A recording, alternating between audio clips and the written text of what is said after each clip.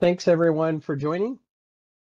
My name is Jason Bomar, and we're going to be covering switching kind of 101, 201 tonight. We'll go through, obviously we can't go through everything switching, right? It's a massive topic. Took me years to get comfortable with switching.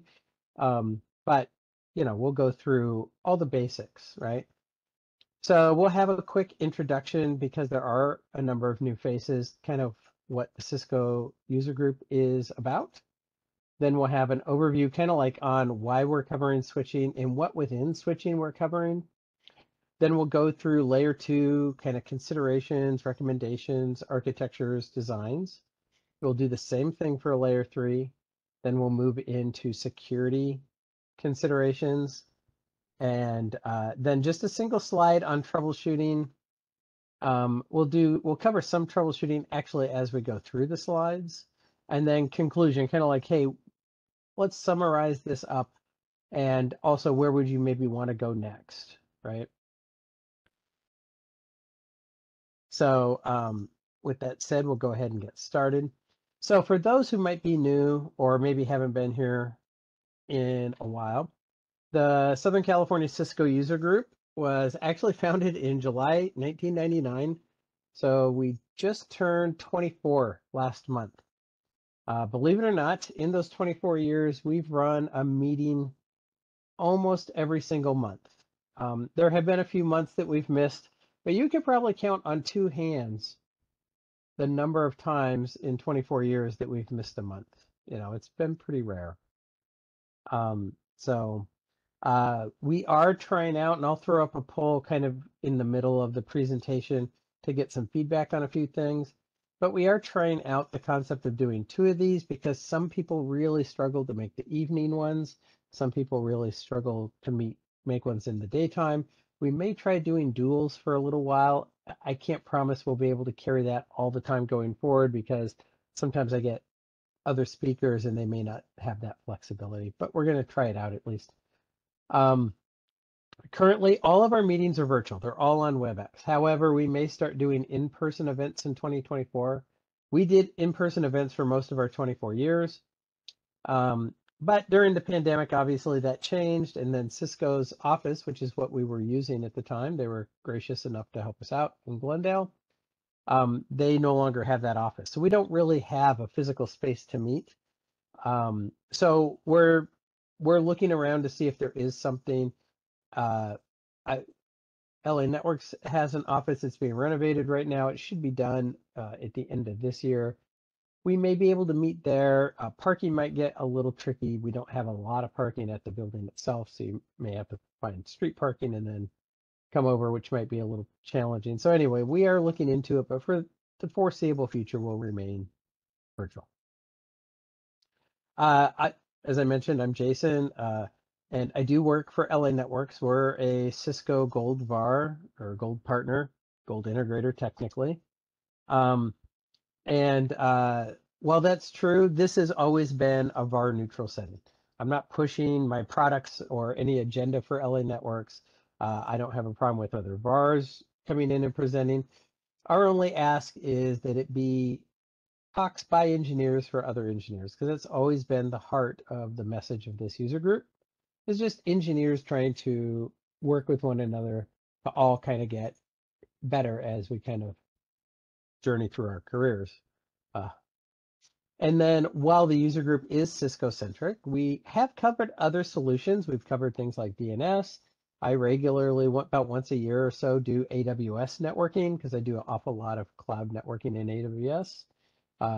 Earlier this year, we did a whole couple of sessions, like 3 in a row, on network automation, which is obviously, again, Cisco-centric, but, if you know automation, you don't really need to work with any one particular product. It helps solve a lot of problems. It's kind of like Batman's utility belt. It's got a tool for every situation. And we're always looking for desirable topics and speakers. I do most of the presentations, but it doesn't always have to be me. If someone would like to give a presentation, just reach out to me.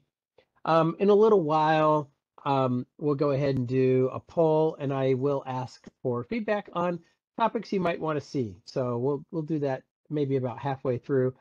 I did it early in the presentation yesterday when I did this, and I realized I did it on this slide actually, and then I got about like 12 or 14 more people who joined later. I thought, oh, if I do it in the middle, maybe I get the magic number where most people are able to respond and I get more feedback. So we'll do it kind of in the middle. Oops. Okay, so let's talk switching. Here's a quick overview, right? So switching's been around for about 40 years. I'm not picking a date, I'm just saying roughly. And in some ways, many ways, switching has evolved, and in many ways, it really hasn't. Um, you know, it still runs spanning tree, for example. It's still the primary access into the network, for example, right? That's kind of the definition of things. Still runs VLANs and things like that. In other ways, it's changed quite a lot. These days, we typically break switching into two different categories: campus switching and data center switching. You can absolutely take campus switches and put them in your data center. You can absolutely take data center switches and put them in your campus. I've done both. But we do generally have feature sets that play strongly to one area or the other. And because of that, I would say we generally break it into those two categories. Today, we're going to really focus on campus switching, right? And in particular, we're going to focus mostly on Catalyst switches, not Meraki switches, for example. Now, a lot of the concepts we're going to talk about do apply to Meraki, but when I give things like commands and so forth, I'm really looking at the Catalyst side of things. That doesn't mean you can't do it in a Meraki, but Meraki's pretty easy to manage, right? That's one of the big advantages to it. So I didn't cover that as much. I covered more the, esoteric CLI type stuff. And then layer 2 versus layer 3 switches. Well, switches originally started at layer 2, and most of what a switch does is still largely layer 2, but they obviously have layer 3 capabilities these days. We'll talk about that as well. So we're going to cover both L2 and L3, but we're going to focus on campus switching, particularly Catalyst. If you think about the role of the switch, like I said, sometimes it's changed, sometimes it hasn't, sometimes it's the same thing but kind of evolved. Access to the network, like I said, it is still the primary access point to the network, even if you connect wirelessly to, pun intended, an access point. Because that access point is probably drawing power off of a switch, right? And that's still kind of how it's eventually tying back into your infrastructure. And something that is definitely brand new, like for certain when Ed Frankie and I were coming up, there was no concept of power injection. That wasn't even a thought. No one, the first time someone told me about PoE, which is in the early 2000s, I think, I thought, you're going to fry all your switches or you're going to fry all your NICs. You can't send power over those cables. I mean, clearly I was wrong. But at the time, it just seemed impossible. So that's definitely a new, not new, but newer thing. Security checkpoints. This is one that's evolved a lot. Back in, I started my career in 1995 in networking, that is. And back then, switches were just starting to actually really even be invented. They were just starting to catch on. And we thought of security on a switch as a VLAN. Oh, you have a VLAN for HR, and you have a VLAN for sales, and you have a VLAN for engineering. And we put all the HR things into the HR VLAN and all the, engineering things in the engineering VLAN and so forth. We don't really do that anymore. I mean, some people do, but I'd say it's more rare than common these days, quite rare these days, I would say. Instead, we create VLANs for just users, and we might say, hey, we have a data VLAN and we have a voice VLAN. That's where our phones go. We have a printer VLAN, perhaps. But we still do security checkpoints and switches, and that happens really through more strategies along the lines of segmentation, microsegmentation, etc. You might tie in identity-based networking, whether that's Cisco ICE or Aruba ClearPass, or we had a company called Elicity talk about their microsegmentation strategy a few months ago. Very interesting. So yeah, so it's still definitely a security checkpoint. Just we don't do the security just by putting things in a VLAN anymore. We actually do something about that VLAN, ideally. And it is still the main boundary between L2 and L3. And I say still, that's something that's technically changed. I definitely remember the days when there was no such thing as an L3 switch, and router on a stick was the only way you did routing. The first time I saw a router blade in a switch, it kind of blew me away. And they literally had taken at that time it was called a Cisco 7200 router, and they just took all the components out and put it on a switch module, and it took up a slot in your Catalyst 5K. Some of you may remember those back in the day. They were very expensive and didn't perform all that great, but it was amazing. I mean, no one could believe, wow, you can actually do routing on this switch, right?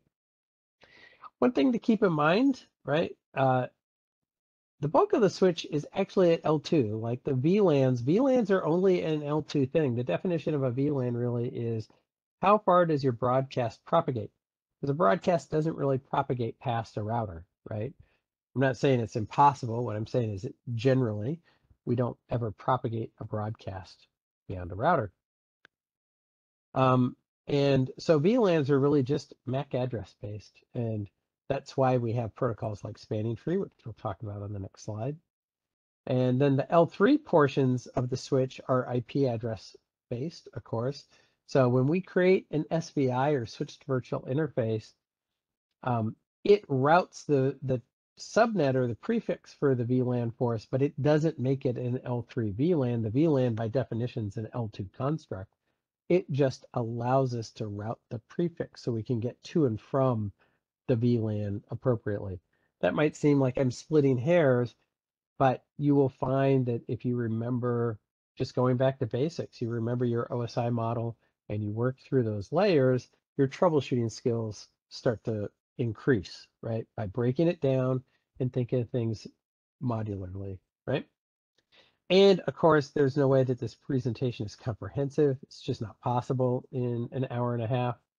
It's really general best practices. I go fairly in depth on a few things, particularly around spanning tree, but your mileage may vary. And again, if you have a question, you can come off mute and just ask, or you can pop something into the chat and ask there. I will do my best to keep an eye for that.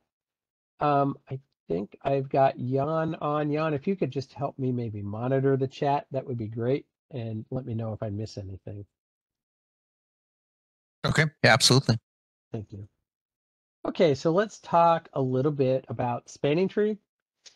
So, and you'll notice maybe your network doesn't really look like this. This is a kind of a generic network, right? But one big difference is you may not have two, at the top, we would call those distribution switches or aggregation switches. Sometimes we call it a collapsed core distribution pair. Doesn't really matter what you call it per se. You may use some kind of stacking technology or virtual chassis, what we really call is a multi-ether channel chassis or MEC solution. That could be a stack wise of some, Catalyst 9300s, or it could be two 4500Xs or something like that. In the data center, it might be a VPC domain with a pair of 93 180s or any of those, right? And that simplifies a lot of this discussion. So I didn't want to just take the simple route because all of these concepts still apply if you're in a stack-wise situation.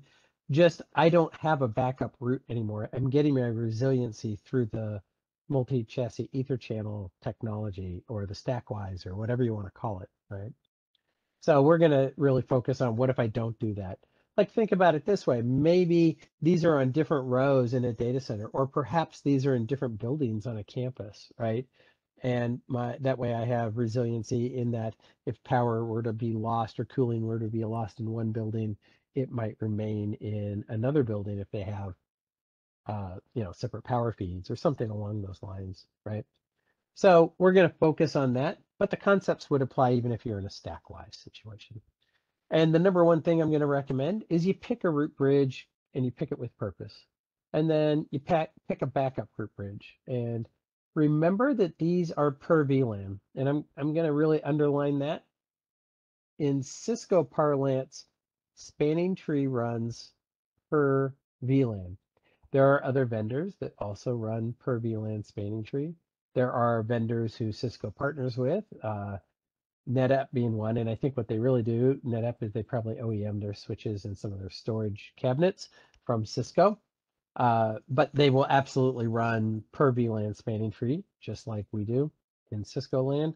So just keep that in mind, that you're running spanning tree per VLAN. We'll look deeper at that on the next slide. And the main criteria on where to put that root bridge is, where is the traffic going to enter and exit your network? That's where you really want to anchor it, right? This is particularly true in a campus. Remember, we're not really going over data center switching, but that might not be the same case in a data center. But in a campus, most of our traffic is north to south. And so we want to route our spanning tree at that north-south boundary point, right? Which would typically be our distribution layer or aggregation layer. And then every switch is actually going to build a map of the network based on that root bridge and where it's at. It builds that map and runs this protocol, and it comes up with certain port states. I'm not saying this is an exhaustive list, but these are the ones you're most commonly going to run across. You have root ports, which is basically the port with the best path to the root bridge. So you can kind of see down here at these access switches, they have root ports. That root port goes up here to the root. Obviously, if this access switch is directly connected to the root bridge, and I've manually picked that root bridge and put it there, that makes sense that that would be my best path to that root. I'm directly connected, right? And assuming I'm not doing something silly like this direct connection is, 10 megabit half duplex, and this one's 100 gigabit, or, we're not going to go into scenarios like that. But just assuming everything's equal, it makes sense that that would be my root port. It is indeed the port with the best path to get to the root. And then there's the concept of designated ports. And a lot of people confuse root port and designated port and think that they're the same thing.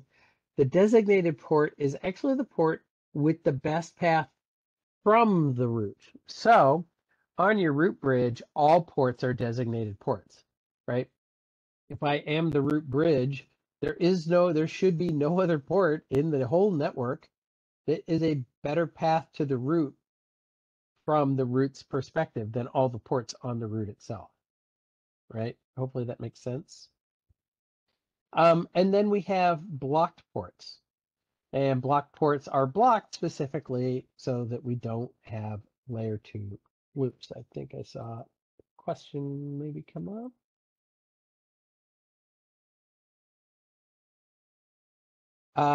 Yeah, so yeah, we're going to talk about some of these coming up, Doug, and some of we'll talk about MSTP as well. We're not going deep onto every one of these, and I don't cover BPDU filtering. Maybe I should have, because that's the second time BPDU filtering came up. It came up yesterday as well. But just as a reminder, I definitely can't cover every feature. I'm covering the ones, I would consider this is what you need to do at a minimum, and then you might do other things on top of it. That's nowhere more true than when we get to the security section. I'll just let you know that right now. Good question, Doug. Thank you. So blocked ports are exactly that. They're ports that go into blocks so that we don't loop the network, which you might think, if you're a router person like me, why we don't like routing loops. We love loops in routed networks because that means I have multiple paths, and what the routers do really well, they equal cost multipath really well, right? A lot of our IGPs just do that right out of the box, and it works, and it's great. But at layer 3, I've got a mechanism so that if there is a loop that's not a beneficial kind, like a routing loop, I've got a TTL field that will decrement, and eventually the packet will just get discarded. But the Ethernet frame doesn't have that same concept. And so if you have something like a broadcast, and all networks pretty much have broadcasts, at least in IPv4, It will just loop indefinitely. And since there's all these broadcasts going around all the time, those loops just stay on there forever. And eventually the whole network will crash. And that's why we can't have loops in our layer 2 networks, right? And so what these switches do is they will block on the link that goes to your backup route, right?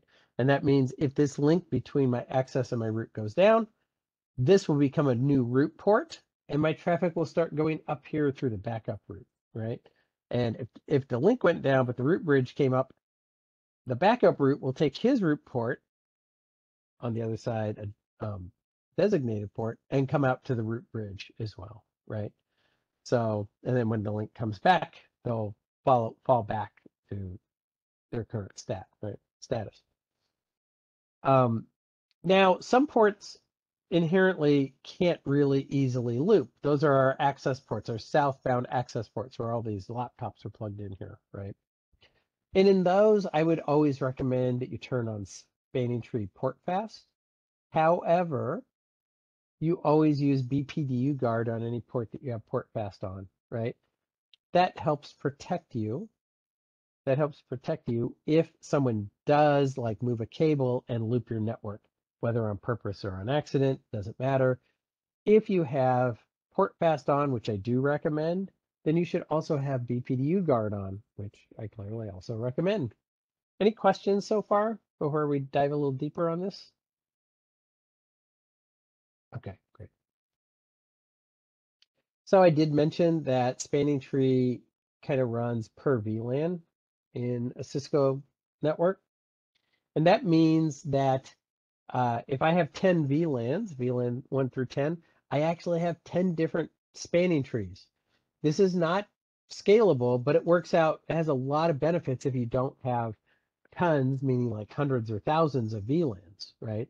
You can't run something like per VLAN spanning tree if you're in a large like platform hosting network or something like that. Then we'll get into it on the next slide. We'll run things like MSTP. And as I mentioned before, spanning tree, or particularly rapid spanning tree, is what we run these days, a rapid per VLAN spanning tree. It is Cisco proprietary, so be aware of that. It does have other vendors that it can work with, but one of the neat things we can do is, since I have 10 instances of spanning tree, I could split my route bridge. In this case, in this example, I've put all my odd VLANs and routed those on the left switch. I've taken all my even VLANs and routed those on the right switch, and then they back one another up, right? So VLANs 1 through 5, maybe, or sorry, 1, 3, 5, 7, 9 are going to route here, and 2, 4, 6, and 8 are going to route here. And now you see we get a different topology where I never block all VLANs on a single link, right? So let's say that the odd route switch here goes down. I will have to reroute all the odd VLANs over to this other switch, but the even VLANs didn't even have to reconverge or anything because they never went blocking. They were route ports, right, from an access perspective. This obviously, there is a cost here, right? Everything, I try to tell all of our engineers at LA Networks that everything comes with a cost when we're doing designs.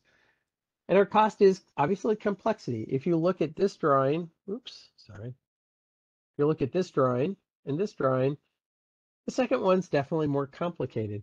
Now, if you've been doing spanning tree for a lot of your career and this just makes sense, it probably doesn't feel very complicated to you.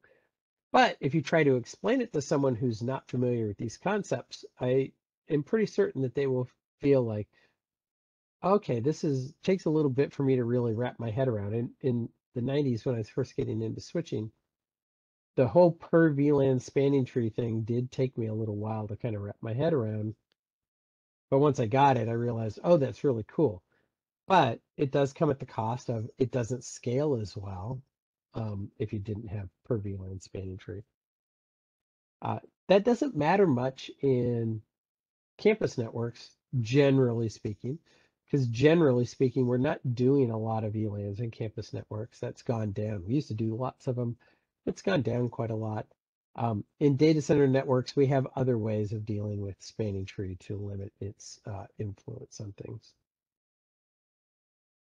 And since you've taken all this care to design and pick who your root bridge is, your backup root bridge, maybe you've done per VLAN spanning tree and you've split the roots even, you've done all this hard work. Now let's go ahead and protect it. And we'll do something like root guard to protect our root bridge. That ensures that if a designated port learns a lower priority to root, which should not be possible normally, right? Should not be possible. If a designated port learns a better cost, it will put that link into what we call a root inconsistent state, which effectively disables the port, right? Any questions? Okay. Oops. So here's some general recommendations, right? So if by default you're in an all Cisco shop, then it's probably pretty reasonable to assume, and you have a small, let's say up to dozens of VLANs, it's pretty reasonable to assume you're going to run rapid per VLAN spanning tree protocol. It's on by default on the switches, so you're not having to do anything, turn anything off. And it works actually quite well in a homogeneous environment, right? Don't get that when it was first coming out, there were lots of challenges because we had a previous version of spanning tree prior to rapid. But these days, everything runs rapid if you're in an all Cisco environment, and it works quite well, right? If you're in a mixed vendor environment, you're going to want to run something more standards based like MSTP. MSTP also has the benefit of not just being standards based, but highly scalable. I did work for a large company that did like application platform hosting. And so they would run 4,000 VLANs on each of their distribution pairs, right? You can't have 4,000 instances. Oh, sorry, here's a question. Let me just check real quick. Does Meraki count as the same as Cisco for VLANs? So Meraki is going to treat a VLAN similar to a Cisco in terms of it's still going to be a layer 2, like how far does a broadcast propagate? It still can attach, and it's not like an SVI per se, but it can still do routing, which attaches something like an SVI to the VLAN.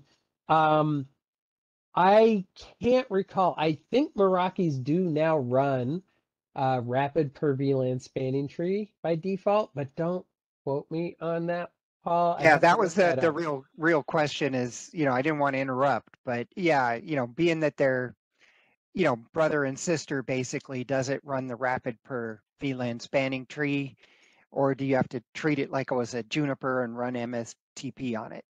So I'm pretty positive that the 300 series does run rapid spanning tree, and I want to say most of the platforms now run rapid spanning tree. But you know what? I should probably, before I commit to that 100%, it's a very good question. And I will double check, but I'm almost positive that they all support rapid spanning tree these days. But I'll double check and get back to you. I know how to get a hold of you, Paul. So Thank you. it's a great question and I'll check on it. I think they do run rapid these days. I'm pretty sure the 350s do because they're based on Catalyst hardware anyway, I think. Thank you. So yeah, of course, great question. So and then these days I never ever recommend running VTP client and server. I don't think it comes enabled by default these days. I think they're all transparent or just VTP is turned off. If you see it on and it's in client or server mode, I would change it to transparent, or I believe you can have just disable VTP. VTP was a way to auto propagate our VLANs around the network. This goes back to those early days when we had lots of VLANs, VLAN per department. We don't really do that much anymore. And it was operational heartburn. One of the worst outages I was involved in, it was not one that I caused. I've caused plenty, but this was definitely not one of them.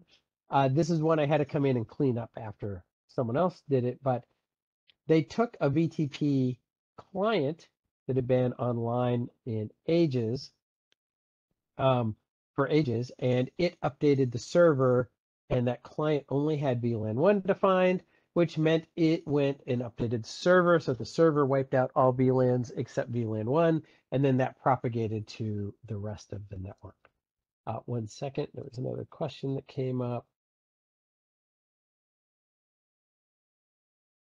So, yeah, I should clarify that, Doug. What I'm saying is really having lots of VLANs in a campus network is not as common as it used to be.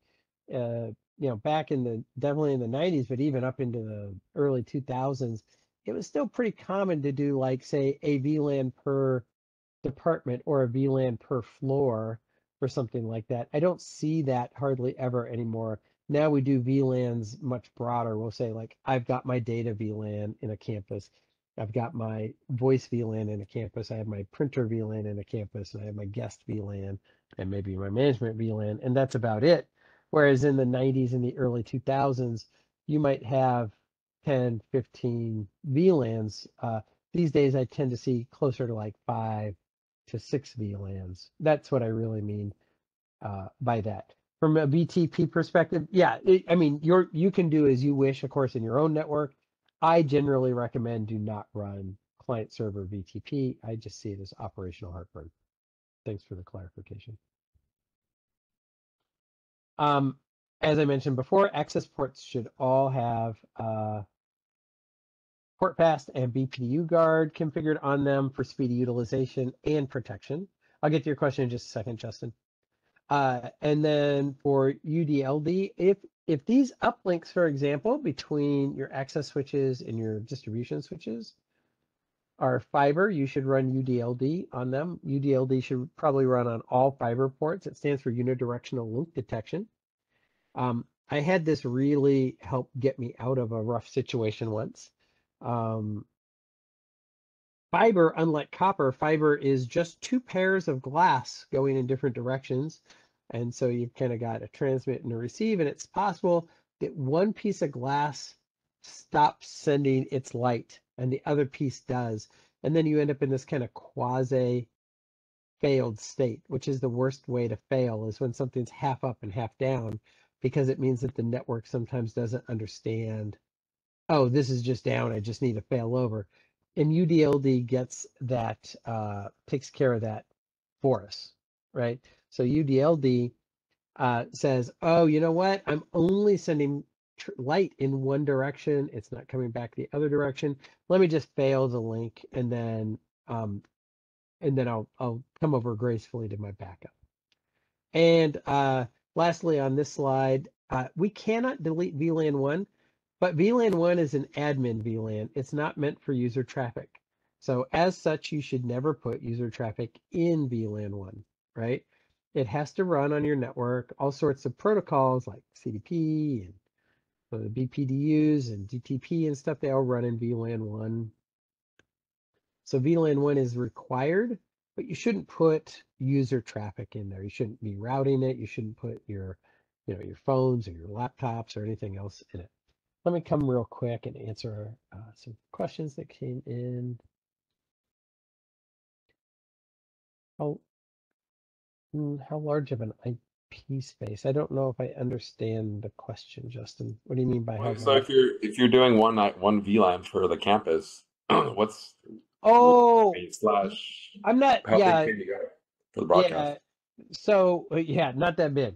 No, I'm saying like what I see these days much more commonly is 5 to 6 VLANs per distribution pair. Because remember, a VLAN, or sorry, a broadcast isn't going to propagate past that distribution pair because they're really routers, right? And so here I've got 3 switches. I tend to see most people will put /24s, and if they do run out of IP space or ports or whatever in a VLAN, they might do a data 2 or something like that.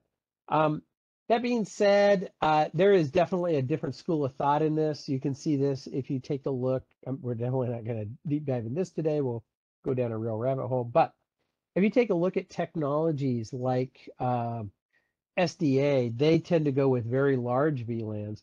And in data centers, we absolutely tend to use very large VLANs, I would say, in greenfield, right? I'm really talking greenfield. In a brownfield, you kind of have what's already there. And unless you can get the change control or the business to buy into an outage to change it, you're kind of stuck with what you have.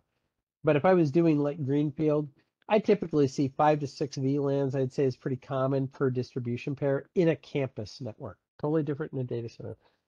And I tend to see those 5 to 6 VLANs are typically /24s, which again just makes it easier in your help desk. Everyone knows what a /24 is, even if they don't understand what a 24 is, because all their home networks run a /24 mascot, probably on the 192.168 space somewhere. So, yeah, good question. Sorry, I didn't mean to confuse that matter. So, you know, I'm going to take a real quick break here, and we're going to do a poll. I said about halfway through I would do a poll. We're about halfway through. I'm going to go ahead and do my poll. And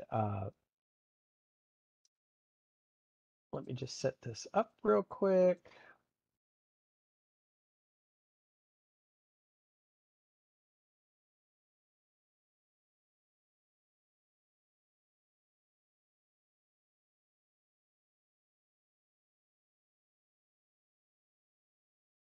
Okay, I'm going to go ahead and open it. And it's really kind of a free response. What I'm looking for is feedback on what kind of topics would you guys like to see, or you people like to see in the future, right? I will warn you now, please keep them simple topics. Don't give me a dissertation on, I'd like to go into, you know, something, you know, if it's more than 2 or 3 words, it's probably too much, right? Per topic, right? You could separate them by a comma if you have like 4 topics you want to give me, as long as they're all like 1 or 2 word topics, that'd be great. So if you could just take a minute and provide that feedback, it really helps me out when I'm planning these meetings in the future. While you're filling that out, I will mention, I don't have the date yet. I'm hoping it will be next month, but it might slip to October. We're just trying to land the date. But one of the topics we have coming up very soon is going to be around artificial intelligence, or AI, or as I found out, what we call now Gen AI, general AI, or generative AI. I didn't ask him which one that meant. I think it's generative AI. It's a gentleman who's got a PhD in computer science. He works for Cisco and helps lead them in their AI strategy in general. And he was really excited to come speak to the group. So, and he's used to talking to people who are not data scientists, by the way. So it's not going to be just a lecture. Yeah, if everyone could just, hopefully everyone sees the poll. If everyone could kind of just take a moment to fill that out, it would really help me out in the future.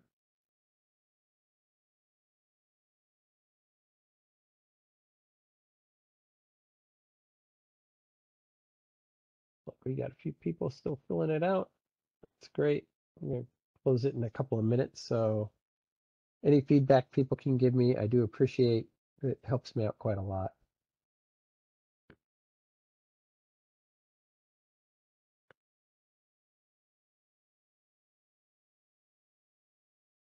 Couple months ago, it might have been just last month in July, now that I'm thinking about it, we actually had a hands-on lab.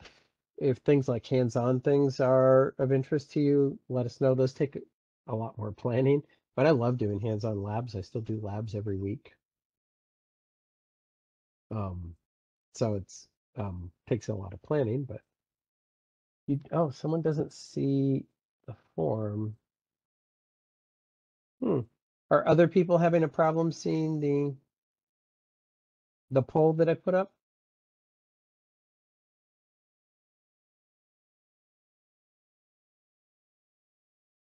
I see it, Jay. Okay. If you have a hard time seeing it, you could also just put it in the chat or send me a private chat if you prefer, or Everyone at this point probably has my email. You can also just email me. It could be hidden in the bottom right-hand corner, ... a panel for polling. It should have popped up, but if for whatever reason it's not there, click on the ... in the bottom right-hand corner and click the polling panel.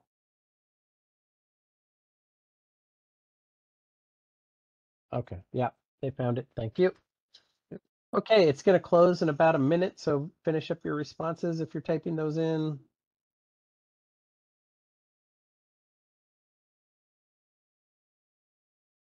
And then Jason, real quick, for Paul's question, another really good question, the Meraki running Rapid PST, they do not. They run MSTP by default.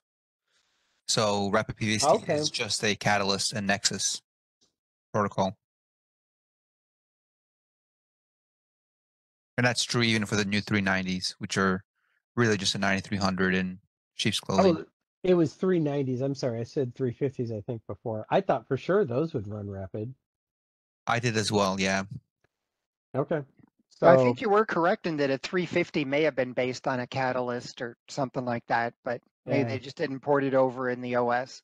It sounds like that's the case. Thank you, Jan, for looking that up. I appreciate that. Okay, poll's about to close. I see 3 people still in progress. You might want to finish up because it's closing in 15 seconds. Go ahead and submit your feedback.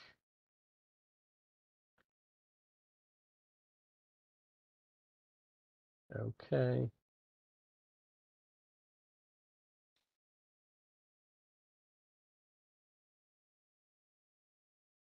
And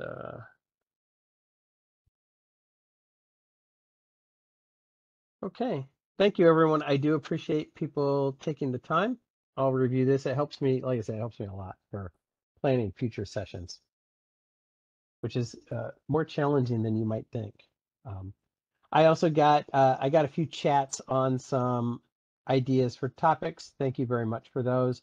I have the chat saved offline. Someone had mentioned Talos. I'd love to get Talos. They just don't do a lot in the way of speaking engagements for user groups. I've tried multiple times. I've had people at Cisco try multiple times. We got them in one time, and that was really about all I've done. I'll try again. I certainly don't mind going back to bat for that, but it seems to be really difficult to get Talos to come to a user group, let alone do 2 sessions, one like during business hours and one after hours. But I got quite a few suggestions in chat as well. Thank you for all those. Okay, let's move on. We'll talk about Ether Channel.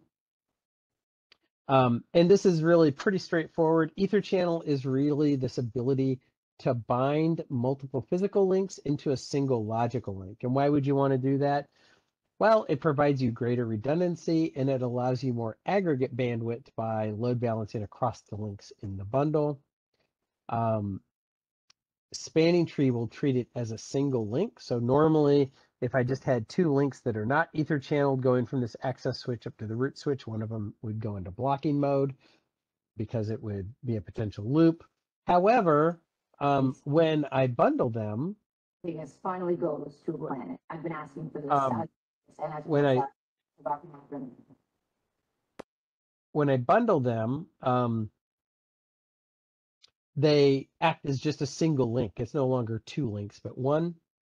And so they don't block, right? So there's 3 ways to do Ether channeling, but I really recommend one way, and that is LACP, or Link Aggregation Control Protocol. It is standards based.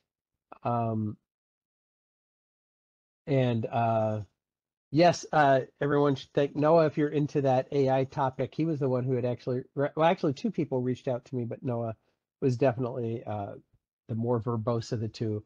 And I was actually able to work with Robert Yuta. So thank you, Noah. Hester, thank you for the suggestion. But Link Aggregation Control Protocol, LACP, it is standards based. It works really well. In the data center, we run this all the time on servers, storage arrays, items like that, so it's just got a lot of good support throughout all the vendors and all the nooks and crannies of the industry. So I like LACP. There could be a case for just going to on. On means I'm just going to force the channel No negotiation, no prisoners, channel all the time, right? About the main use case I see for ON is between network devices from the same vendor, and to say things like, well, I don't want to rely on a protocol that might be susceptible to bugs, or I don't want to rely on a protocol that might take time. I know that if I have two Cisco 9200s or whatever, I'm just picking that at random, I know I want them, ether channeling. I'll just set it on. The other use case I've seen, and I've done this myself, is if your channel is not behaving properly, you could strip out the LACP and put it to on and see if the channel works. If the channel does work, then maybe you have hit a bug in LACP, and it is, susceptible to bugs like any protocol, right? I just don't see a lot of them, but it does happen. And then lastly, there is something called PAGP from Cisco. I rarely see it anymore. It's Cisco proprietary, very flexible back in the day, just not really recommended any longer. When we're building ether channels, start with the physical interface, and really all you can put on the physical interface is a description and add it to the channel group. And then you do all of your port level configuration on the logical interface. It will trickle down to the physical interface.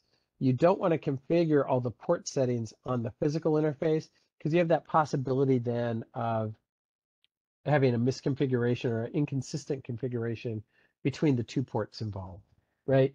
So we always do physical, add it to the port channel, and then we do the logical. Last recommendation is when you are building ether channels, we build them in powers of 2, right? We get that load balanced aggregate bandwidth by having multiple links in there, but that works, really only works very well in powers of 2. So you could do 2 links, you could do 4 links, but don't do 3 links, for example. Any questions on ether channels? Okay. Trunking, we're starting to wrap up here on the layer 2 stuff, and we'll move into the layer 3 stuff soon. We're doing pretty good on time. A trunk port is a port which carries more than a single VLAN's worth of traffic between 2 switches. I find a lot of people when they're first starting in networking confuse trunking and ether channeling. So just as a reminder, ether channeling is bonding the links together. Doesn't really have anything to do with VLANs. Trunking is sending more than one VLAN across the link. And it's interesting, you could send multiple VLANs across the link. However, the port, the actual physical port, can only belong to a single VLAN. The way we do that is that we encapsulate or tag the frames of the VLANs that the port is not in. So if I have VLANs 2, 3, 4, and 5, and let's say that my native or untagged VLAN is VLAN 2, then I will put an 802.1q tag on VLANs 3, 4, and 5. They're not part of that native port's VLAN, but rather they're tagged with that trunking tag, or .1q tag, as we call it sometimes. And that's how they kind of get across. And then on the other side, they kind of get untagged and then forwarded on, right? So just keep that in mind, right? The port itself belongs to a single VLAN, but it can carry through tagging traffic from multiple VLANs.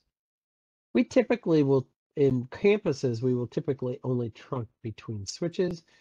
In data centers, we trunk everywhere. Trunking and ether channeling is very pervasive in data centers. We do it all over the place. I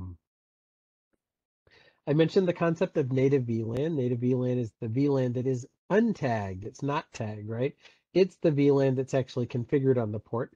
By default, that's VLAN 1, right? But you can change that.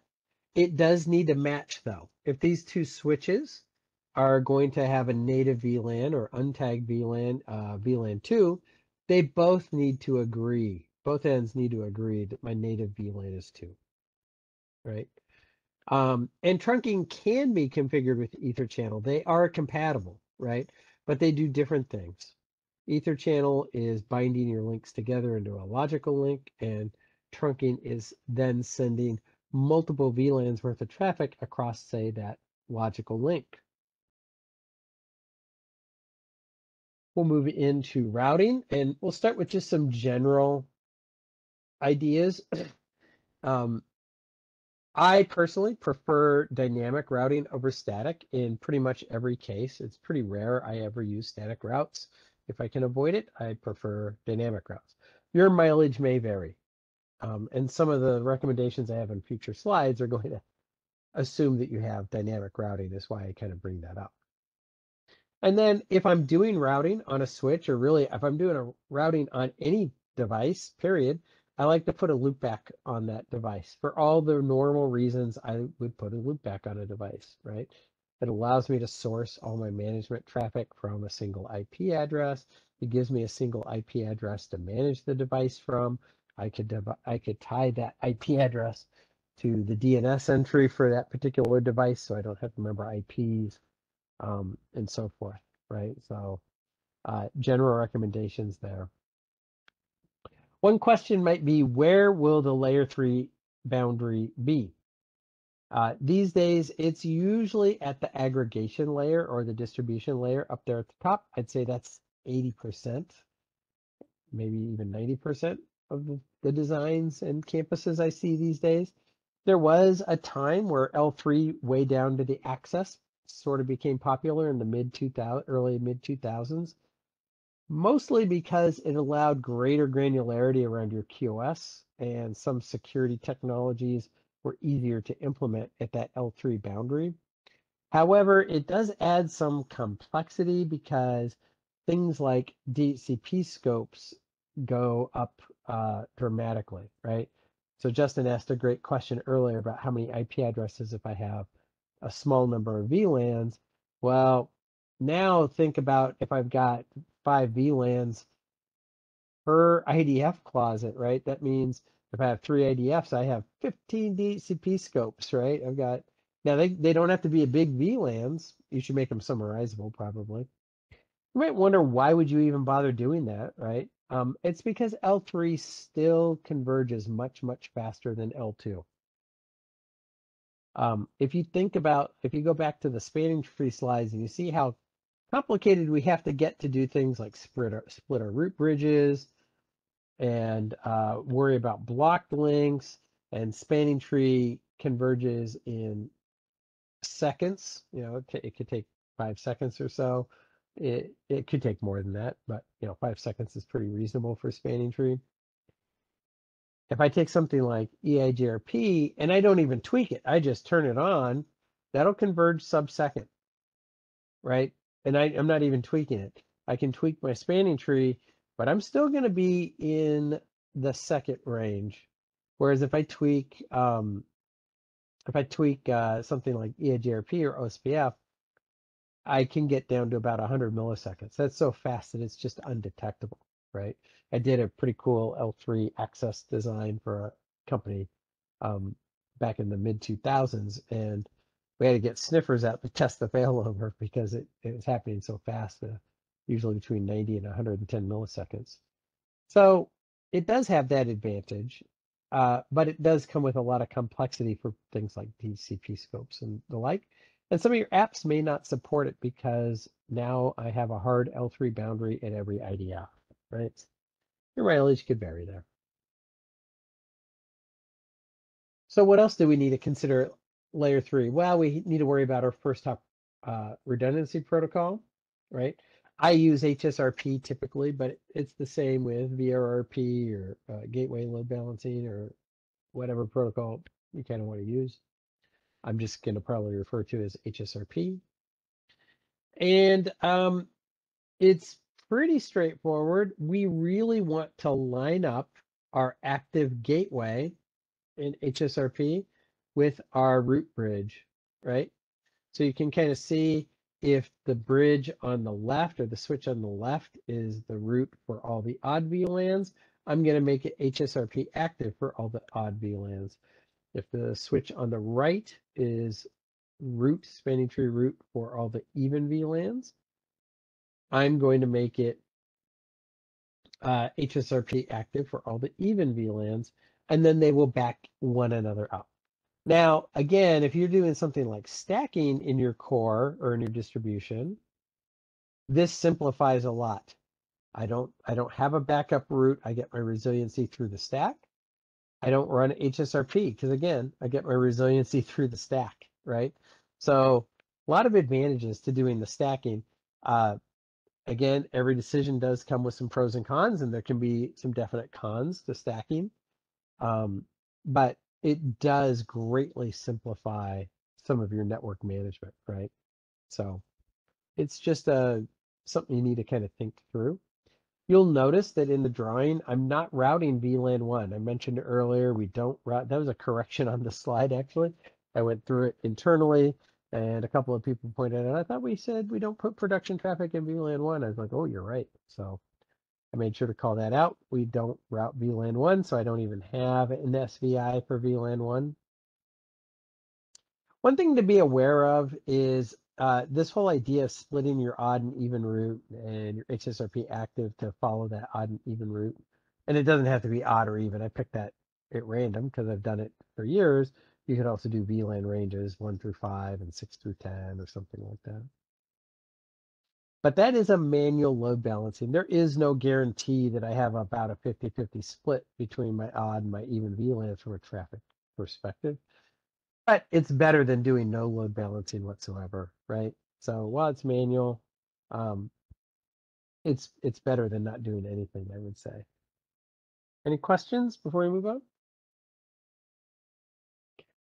I think this is the end of the L3 section, and we'll get into security.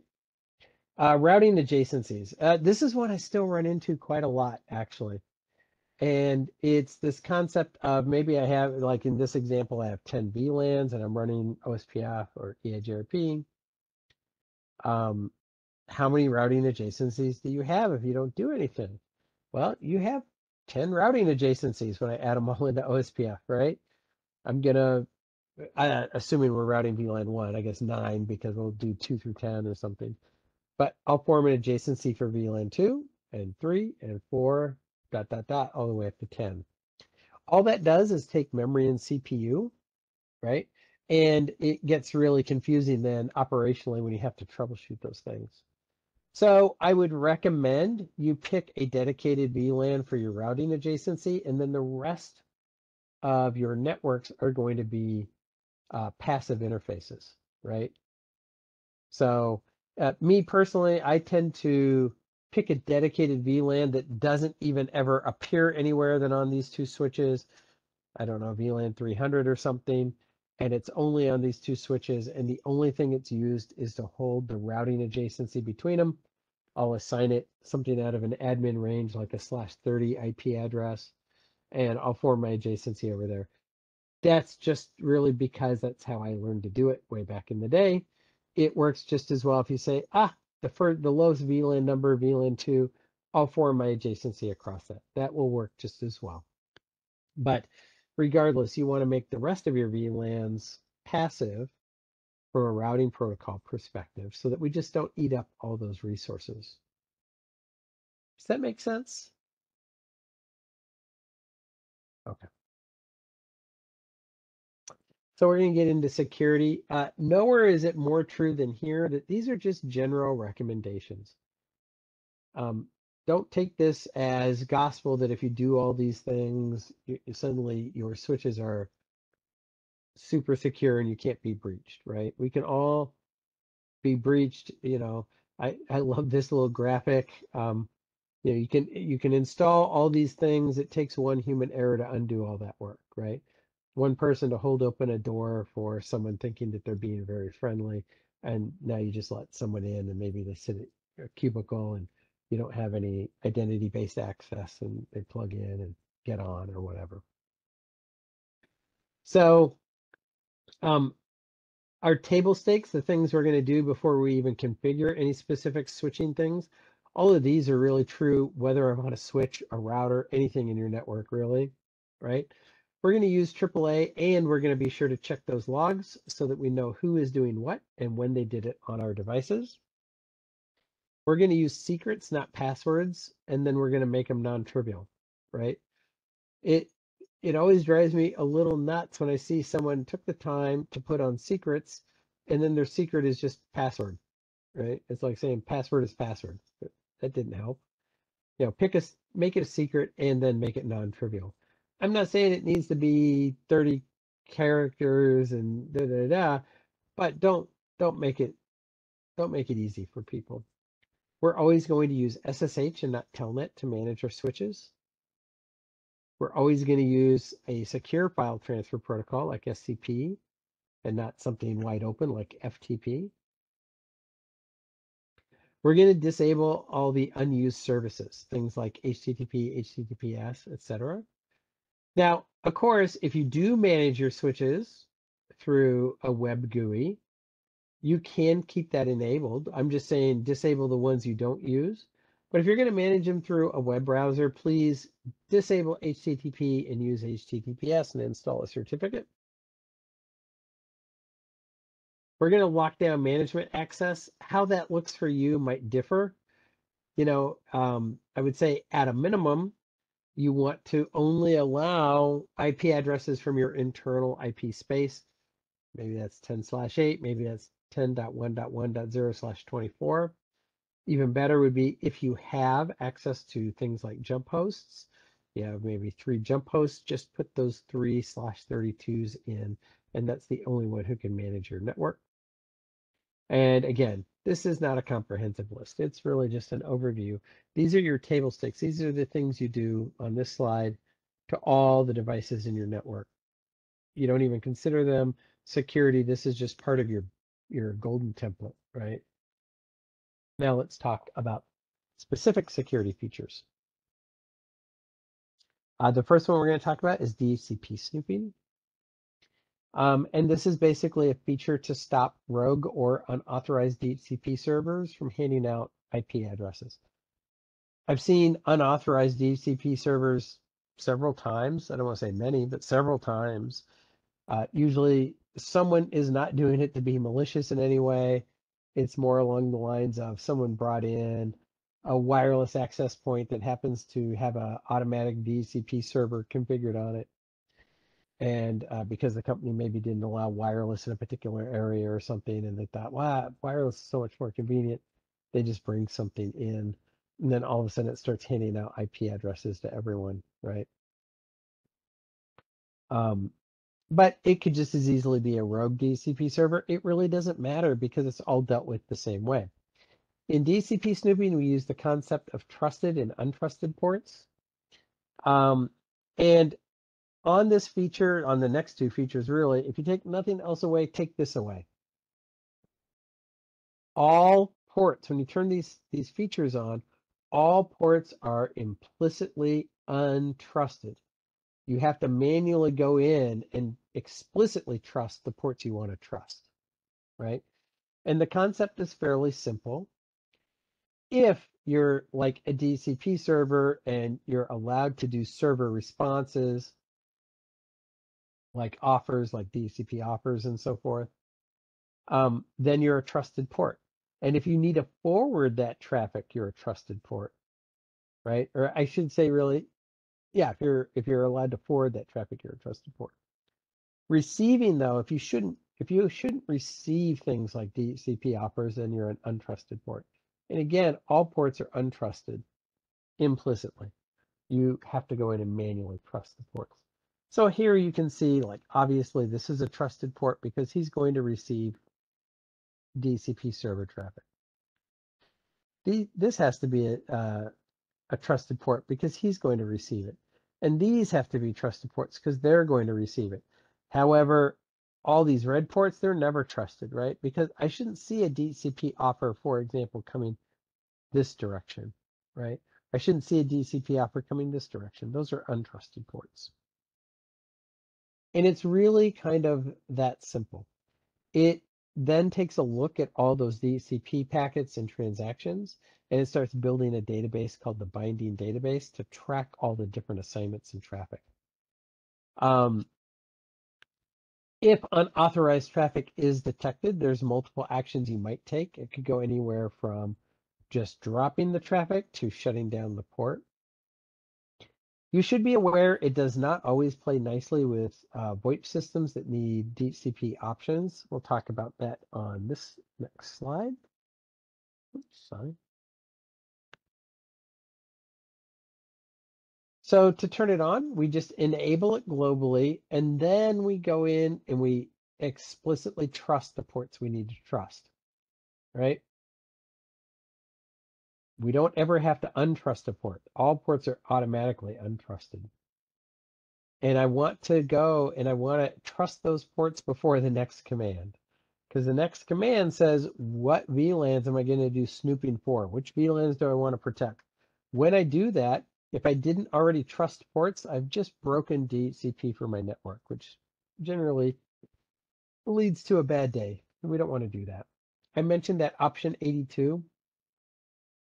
And I'm not saying you just turn this off. I'm not saying you put this command in.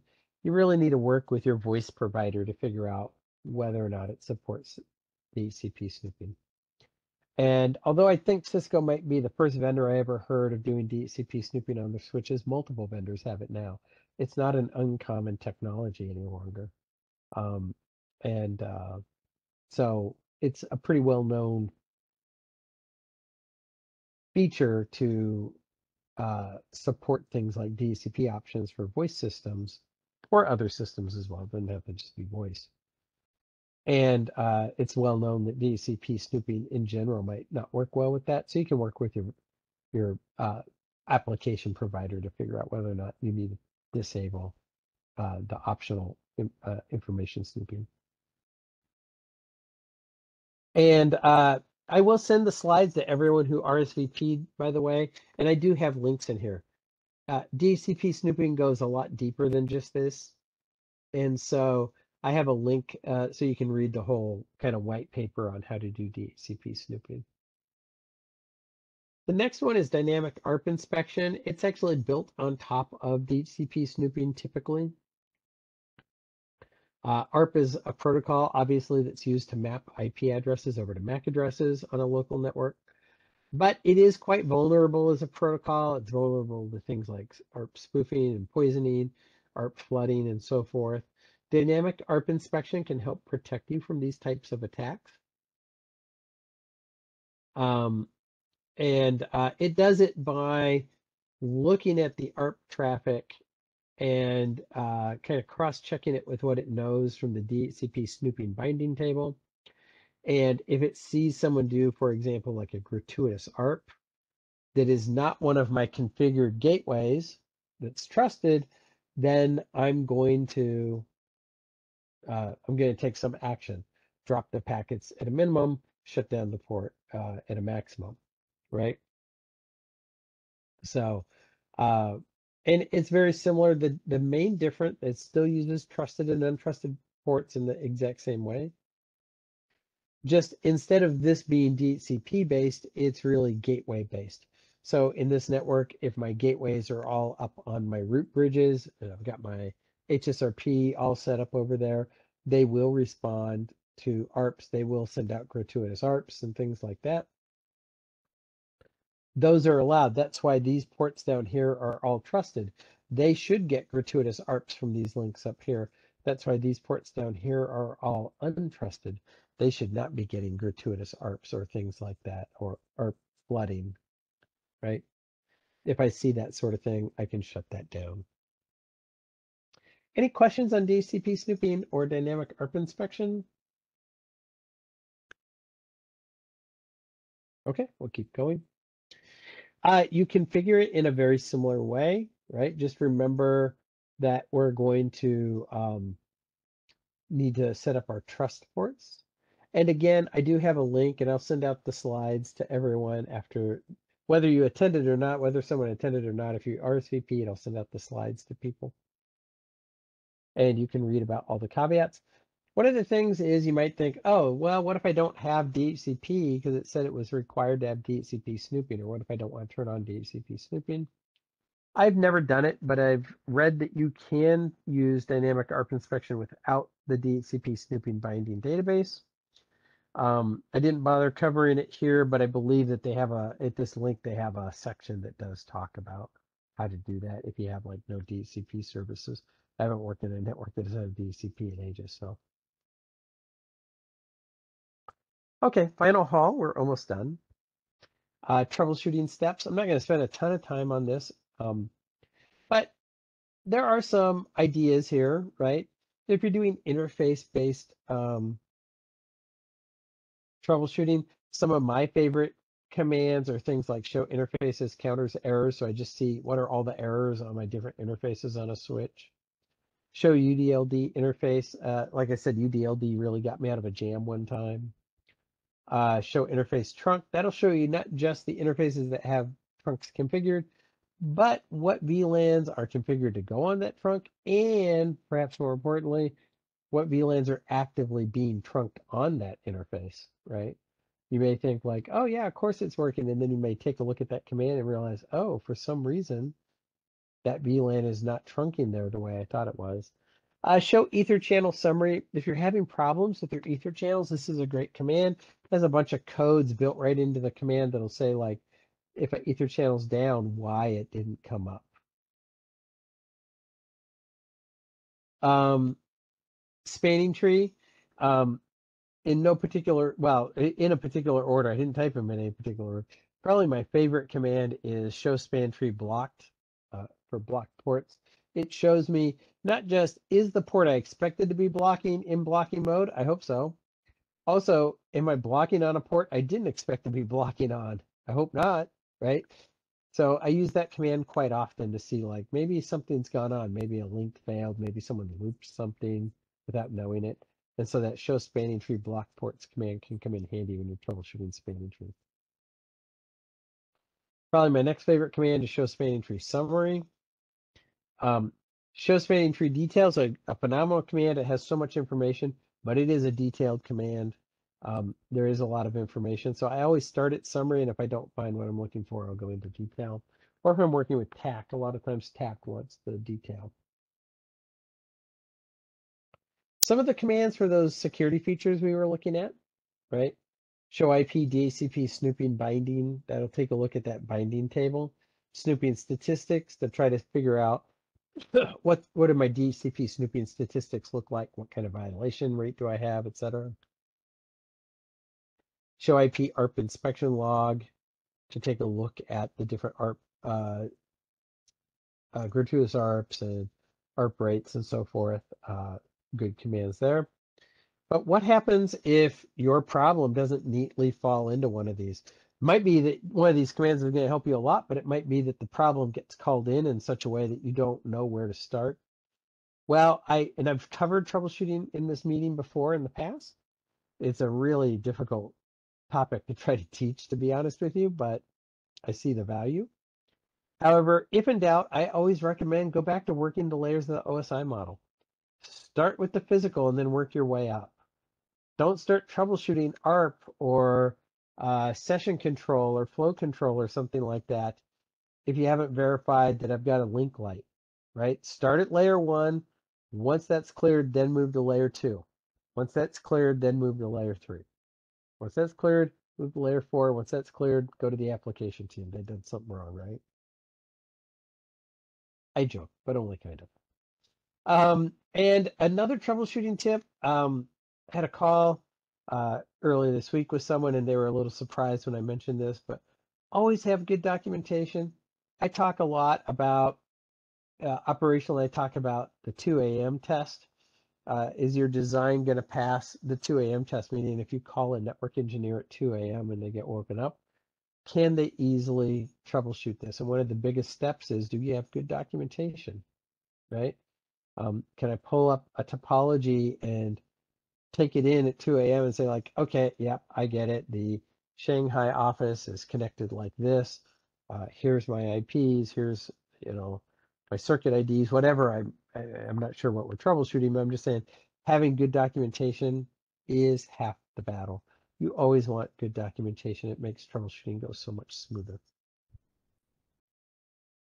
So let's wrap up. Where could we go next? Well, be aware that you could really drill down into every one of these sections. Someone had asked about BPDU filtering in both of these sessions I did yesterday and today. I'll add BPDU filtering in next time I do the switching talk, probably, because obviously it's popular enough 2 different people asked. I didn't cover things like port security. I could have done that. You know, I could have done demonstrations or things like that. There's so much more you could do. We can't do a topic like this justice in a single night. So just remember, we could really drill down on every one of these deeper. But at a minimum, let's remember what were some of our key takeaways. Always plan out your STP route placement. Protect that STP route.